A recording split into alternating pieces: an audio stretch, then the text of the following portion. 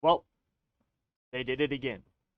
We got another new tire, and once again, they knocked it out the park. What's up, everybody? Thomas Brandon here. Thank you very much for joining me. And like I said, we got a new tire model once again. Now, iRacing really surprised everybody with the release of the new tire model for the dirt late models. We had been hearing, and when I say we, I mean, basically all of us in the SSR community, and people that I know who know people who are in the know.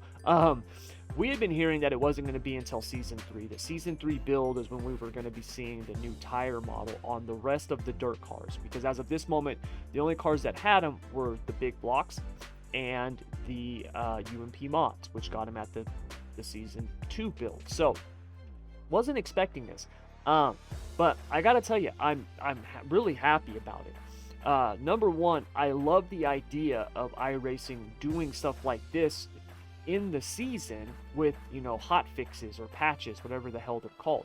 I really like it. Being able to get a new tire like this in the season, I think is really, really cool. And to me, they did a phenomenal job with it. They really did. It's just awesome, man. The grip that the car has now, you can actually really feel the tires. Before we had a brick, right? We just did.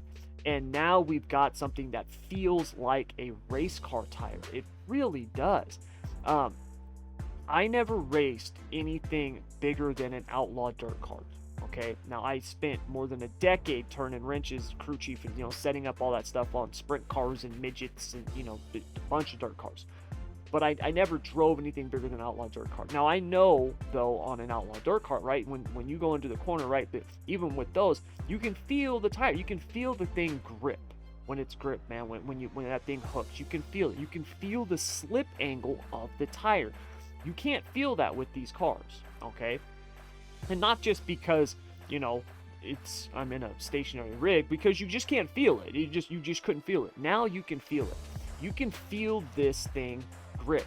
If you go into the corner and you don't go in there correctly, or you don't have, your car isn't set up loose enough, right? You don't have it free enough, that right rear will grip and you're screwed. And there's times where it'll grip, right? It'll actually grip too much and you'll over rotate and it'll shoot you right into this, right into a tire, right in the infield. Or it's going to grip and you snowplow because your rear wheels are so hooked up, right, that your front end isn't hooked up and it just pushes up the wall. You get that shove, which is very realistic to late models. If you talk to, late model drivers, professional late model drivers or professional late model crew chiefs, they'll tell you, one of the things that they constantly fight is tight. Right? They're always trying to get the car free. Now that's not always the case, but for the most part it is. They're really trying to get the thing freed up because usually it's a pretty tight race car the way that they have them. So this, I think, is awesome. Now, really quick, I know that there's gonna be a lot of people out there who are not gonna like it. Okay, and first of all, there's a section of iRacing who's not gonna like anything that iRacing does. All right. I get that. I don't know why, but and that's just the way that it is. Okay. Also, I know that there are a lot of people who are worried about the impact the tires are going to have on the track states. Now, this is something that we have seen with the big blocks, and we have seen this with the UMP mods, where the track seems to get much more rough with those cars than with the other ones. And we have a way to directly compare with the UMP mods, because last season they didn't have the tire model. This season they do, and the track seems to get rougher with the new tire model. To me, that's not a tire model issue. That's a track state issue, okay? I really hope that once iRacing gets these new tires on all of the dirt cars, and I'm really hoping, fingers crossed, that we could actually see a patch like this for the sprint cars and the midgets. I think that would be incredible if we got one this season. It would just be awesome. But I'm hoping once we get the tires, that the next thing that we'll look at is, and I say we, they don't know me, okay? They wouldn't know me if they tripped over me in the street. I'm hoping that the people at iRacing, the next thing that they'll look at is the track states. Because I got to tell you, and I've been a big voice in this when it comes to the physics of these cars. There's a lot of things where I'm like, man, this ain't right. You shouldn't be doing this. This shouldn't work, okay? And what I've seen with the cars that have this new tire model, a lot of those physics issues are gone. Or have been really minimized. I've seen setups before for these late models that are so absurd, yet so fast it makes zero sense. They should not work, right? You have 700-pound spring in the left front, 150s all the way around. Your axle lead is maxed out at positive 4/16, right? Which, understand, when you're talking about that, you're talking about the right rear being forward or back. They've got it set up to where the car should just, be just unable. It should be undrivable.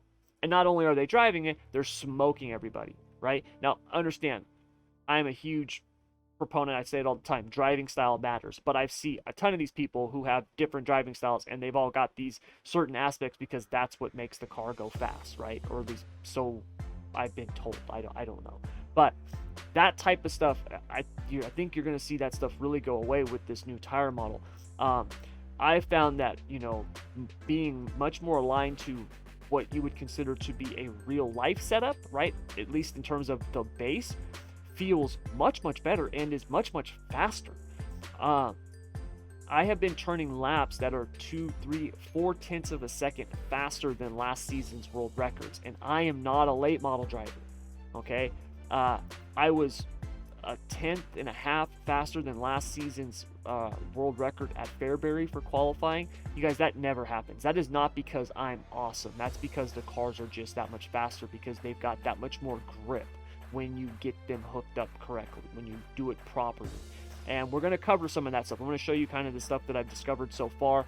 Obviously, I've only been playing with it for a couple of hours. I had to get the insider content out and the setups out for this week, so I've been focusing on that. But while I was doing that, I was taking some notes, kind of, some things that I wanted to cover in this video. So that way it can help you guys, so you kind of know what to look at, what to mess with, what not to mess with, what needs to be changed, what's going to give you the best bang for your buck in terms of, making changes moving forward. So you at least have something to go off of, because there's a lot of you out there, if you're like me, you might have tons and tons of setups now, and they're going to have to be converted and tweaked and adjusted and stuff like that, because it just it's not going to even pass tech. All right, so let's dive in and take a look. Now, first things first, and they talked about this in the forum post. The actual iRacing staff talked about this, that the ride heights and stuff like that, the cars weren't going to pass tech. If I load up, we're at Charlotte right now. It's a 50% track, and I'm at Charlotte because I love Charlotte. That's literally the only reason. But if we look at last season's, we ran at Charlotte twice last season in the super late model. So if we pull up the week 12 feature setup that I had, you can see here we don't pass tech. Our deck height is too high. Now, I'm not that much higher than it, only about a quarter of an inch, but it's still too high. So if we drop this down and I go the right direction, all right, if we drop that down and we leave everything else the same, okay, and we go out and we turn some laps,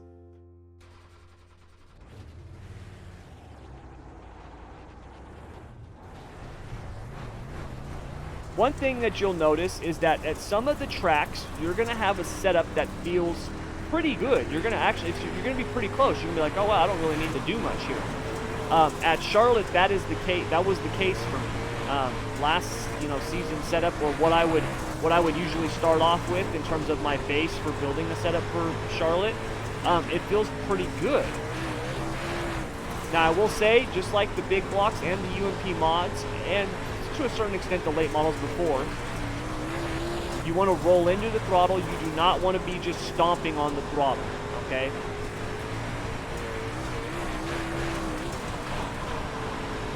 But you can see how the car, how it seems to be much straighter.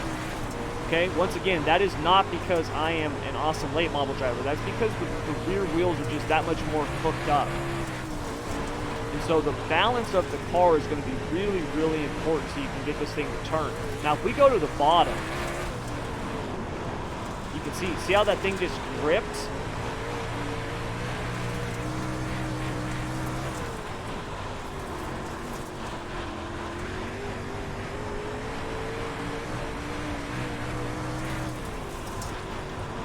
It's got much more side bite in it. That's got to do with the slip angle of the tire, which I've talked about before. And obviously this is a pre-gen track. The bottom here is still pretty tacky, so, or very tacky if you're down here. But the car just has a lot more grip. Now in this situation, you can see that the setup that I've got is from last season, right? Just lowering it down. We're pretty good. We're pretty close. Like, I mean, that's not a... Like, the car feels comfortable to me. It actually feels really comfortable. In terms of speed, it's going to be hard to gauge at where you're at with speed because, like I said, you know, you can be a lot faster. You know, last season, you know, like I said, at Fairbury, when I was building this season's pro late model and super late model setups, I was beating the world records from last season. I never do that, okay? Never. So when it comes to, you know, converting your setups, you might find that you might not need to do much. Now, I will say this, the setup at Fairbury was a completely different story. I went from a 567 gear to a 511 gear for qualifying. That's a huge jump, huge jump. And then I went to a completely different spring package, completely different shock package. Like I had to make a ton of changes to my. It's a completely different setup. There's not one thing on there that is the same, not one. So there's going to be certain setups that you might find that convert fairly well. There's going to be some that you find that are not converting at all. Okay. Now, when it comes to the setup side of things, like what should you be looking at? What should you be focusing on? Stuff like that. Number one is going to be your spring package. Okay. Um, you know, really finding a good base spring package that you can build off of is going to be really important because if you've got your rear springs way too soft, the car's just not going to turn. It's just not. It's going to just dig and just shove the front end. So your spring package is really going to make a huge difference, okay? What I've been finding on the spring package is somewhere around, you know, 450 to 500 on the left front, you know, 200 or not 200, excuse me, 250 to 300 on the right front. On the right rear, you know, 225, 250, and then on the left rear, you know, 200, right? It seemed like a pretty good starting point. Now, I noticed that on the smaller track, you know, I've only done a couple of tracks, Fairbury, Charlotte, okay, I did a little bit at Kokomo, but like not much. But on the smaller tracks, I've noticed that, you know, having the stiffer rear springs, particularly that right rear spring, was pretty important. It definitely helped the car turn more. On the bigger tracks, it seemed like you can be a little bit softer and still get the car to rotate nice. A lot of that has to do with the speed that you're carrying, right? And you're not on and off the throttle as much as like a Fairbury. So that was something that I've noticed. Your trailing arms, incredibly important. Getting these trailing arms and your J-bars, that's another thing, man. The trailing arm and your J-bar rake. So I pretty much always have set this at 10 and just like not even mess with it, right? Like to me, the actual J-bar was a setting. It was not an adjustment. That is not the case anymore.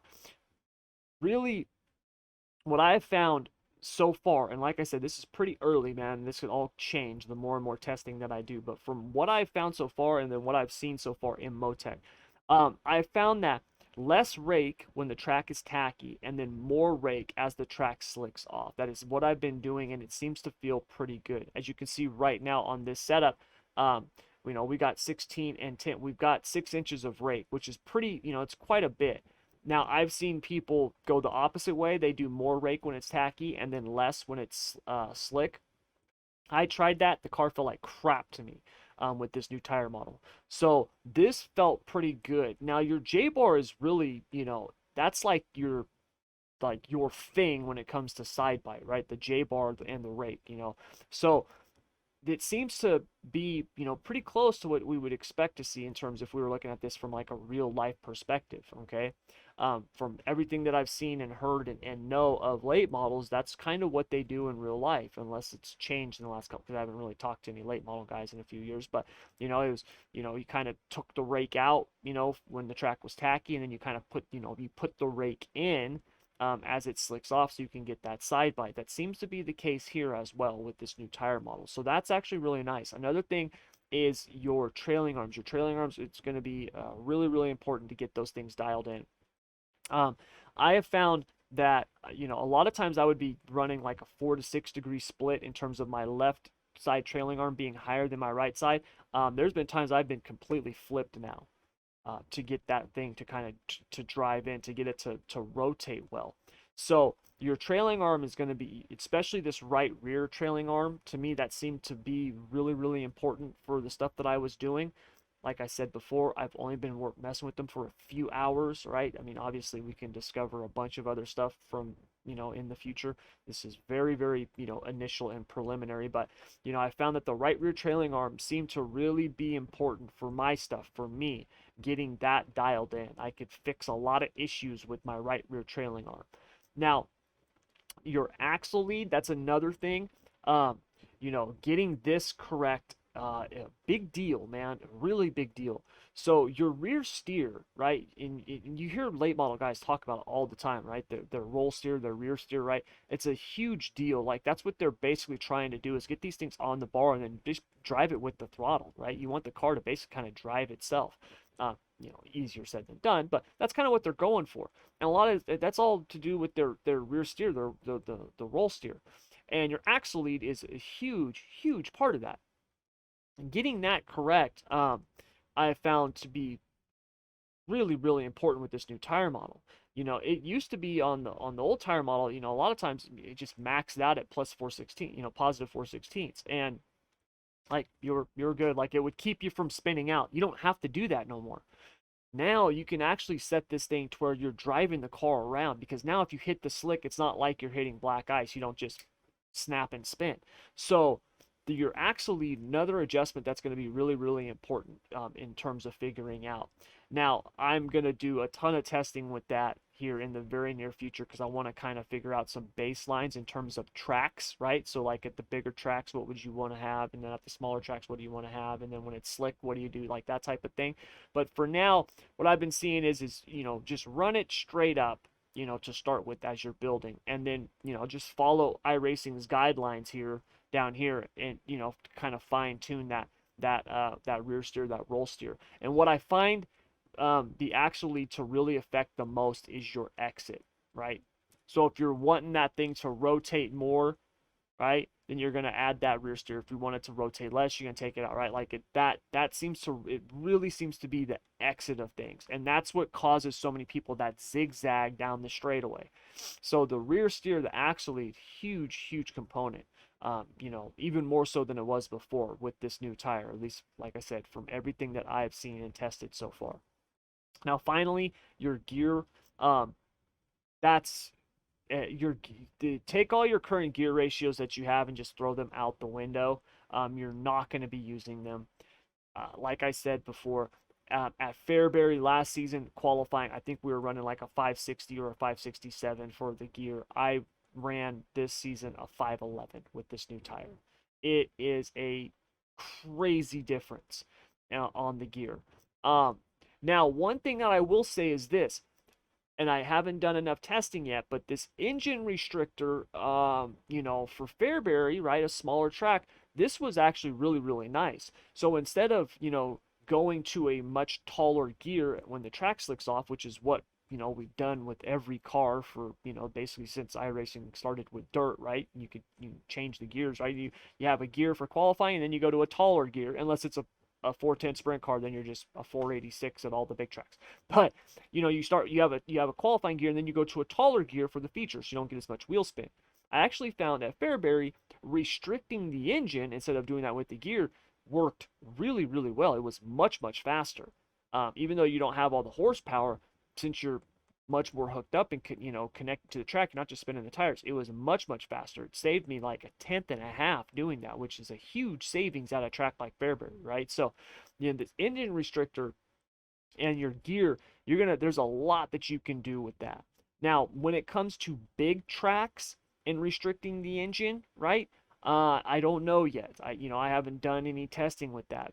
Is that something you'll want to do? I can definitely see that in situations, right? If you're at a track like, Knoxville and it's just slicked off from bottom to top, I could see where you're like, look, we're just going to restrict the motor. There's no reason to be out there spinning our tires. Okay, so that's definitely something to look at. I just know that right now, when you look at big to small tracks, on the small tracks, when they get slick, dropping that engine restrictor down, 95, even 90, I had it at 90 for Fairbury, made a huge difference. Huge difference. So definitely some things to think about with the new tire model. So like I said, I love it. I cannot wait for them to put this on the open wheel dirt cars. I really can't. I think it's going to be awesome. I just do, because it's been awesome for all the other cars. The big blocks are awesome, the UMPs are awesome, and now the late models are I love these cars. I was not the biggest late model fan. Like, I liked racing them, like they were fun, you know what I mean? But I never got on because I was like, whew, man, I want to race a late model. Now I want to race these things. Like, I really, really like them. They are a ton of fun. So I think it's just awesome what they've done.